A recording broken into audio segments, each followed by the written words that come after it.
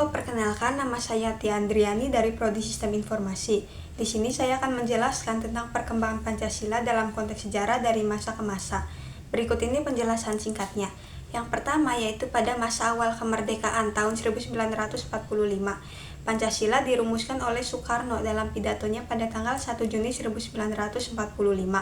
Kemudian Pancasila dijadikan sebagai dasar negara Indonesia dalam Piagam Jakarta pada tanggal 22 Juni 1945 dan kemudian dalam Undang-Undang Dasar 1945.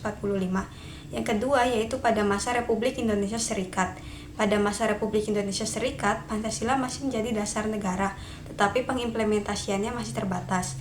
Yang ketiga yaitu pada masa demokrasi terpimpin. Pada masa demokrasi terpimpin, Soekarno kembali menekankan pentingnya Pancasila sebagai ideologi negara.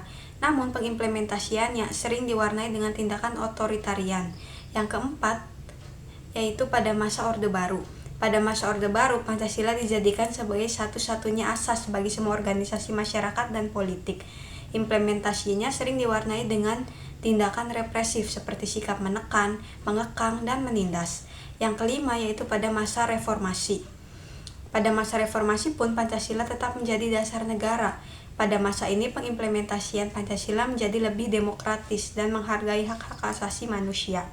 Nilai-nilai Pancasila yang tercermin dari perkembangan Pancasila dari masa ke masa yaitu nilai keagamaan, kemanusiaan, persatuan, kerakyatan, dan nilai keadilan, di mana semua nilai tersebut terkandung di dalam Pancasila.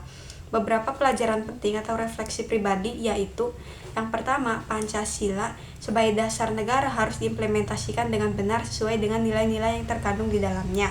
Yang kedua yaitu Pancasila sebagai ideologi negara harus dijaga dan dipertahankan. Yang ketiga yaitu Pancasila dapat dijadikan sebagai pemersatu bangsa. Nilai-nilai Pancasila tentunya masih sangat relevan bagi generasi muda saat ini. Karena dengan nilai-nilai Pancasila, generasi muda saat ini bisa membangun sikap yang baik. Di antaranya yaitu yang pertama, menghargai keberagaman yang ada di Indonesia, keberagaman suku, agama, dan budaya. Yang kedua yaitu membangun kesadaran hak dan kewajiban.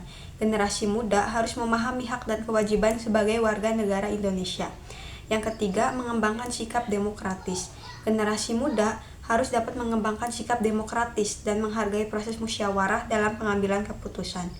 Baik, itulah penjelasan singkat dari saya mengenai perkembangan Pancasila dari masa ke masa, nilai yang terkandung, dan nilai relevan bagi generasi muda saat ini. Terima kasih.